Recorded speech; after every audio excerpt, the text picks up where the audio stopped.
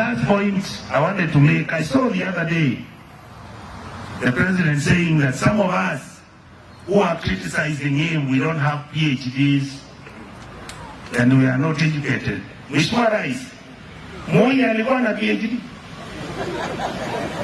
Moi alitawala akawacha nchi mzuri, vita ilikuwa kidogo, kelele ilikuwa kidogo, hakuna uongo, wizi rasilimali ilikuwa, lakini sasa imepitia.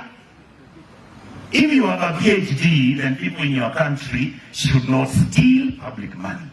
If you have a PhD, hospitals should be working, SHA should be working, she should be working, university funding model should be working. You are PhD, Your Excellency. So you just call even Salasia to advise you. He said the other day, there are things he can tell you. We will respect you. We want you to govern our country with dignity and decency. We don't want stories. Don't kill people. Don't abduct children. Now, if I find my son wearing my shoes in the house, I beat him. He's trying the shoes. Sasa hawa vijana wadoa vikitengeneza jeneza ati wananiweka mimi. Kwani nini? I'll die anyway. So why is it a big story? We want to thank Kenyans and the Kisi community and as Kenyans as a whole.